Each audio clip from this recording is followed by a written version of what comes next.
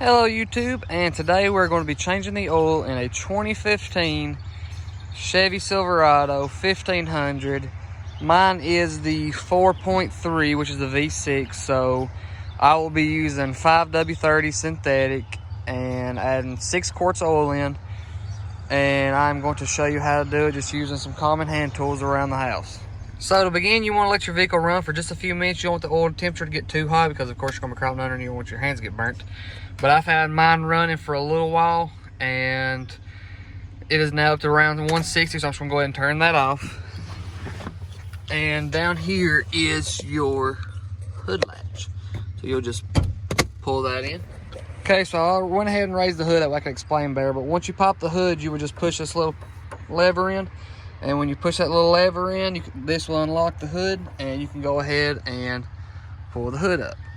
So once you've got the hood pulled up, you will reach in here and remove your oil filler plug. Alright, so to change oil, here's the tools that you're going to have. You're going to have a AC Delco. My truck is the PF63. You gotta have 5W30. I'm using Castrol GTX full synthetic. Paper towels, a funnel to pour your oil in. I use brake cleaner because you'll see later when we pull the drain plug off, you will have some residue, oil, grime there, and that brake cleaner makes it easy for getting that off there.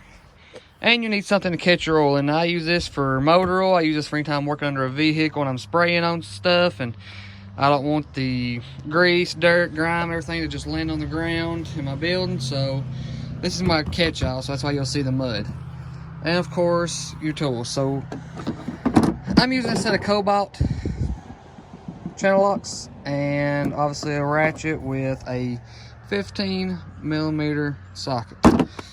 And I'll post a link in the description for all of this. So we're under the truck, and right here between your front wheels, you can see the drain plug right over there. Right. I'll zoom in. Right there. So you will want to take your 15mm socket to it. And when you start to loosen it up, of course, we've got our oil reservoir quick catch down here.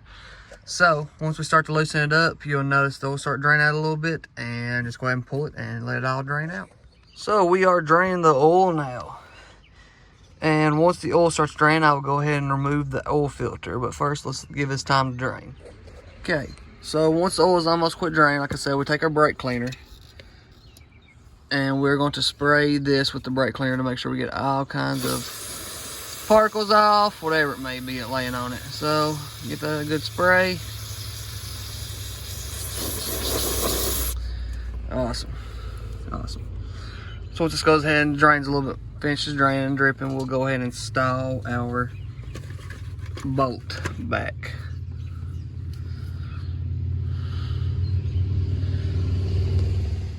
So once you've drained the oil and put the plug back in, you will see right behind it here in the back is the oil filter.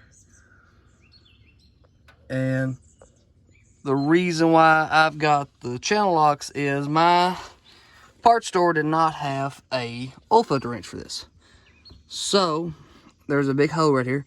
You can just stick these channel locks in there and put them on the oil filter, and you can just get the oil filter loose like that. Okay, so we took the old oil filter out and drained the oil. We sprayed around the oil filter where it screws back in. And we took some of the clean oil and sprayed it. I'll show you right here where you want to put it right on the lip, right around here of the new one, because that will help it seal it. But we went ahead and cranked it hand tight, and then when you get hand tight, I use my pliers and just give it one good 4th turn, and you will be good to go. Okay, so we are pouring in the last little bit of our motor oil. And once we get this poured in, we will put the plug on, the cap back on the oil fill hole, and we will start it, and I'll show you how to reset the engine life. Okay, so you will go ahead and turn the key over, start it up.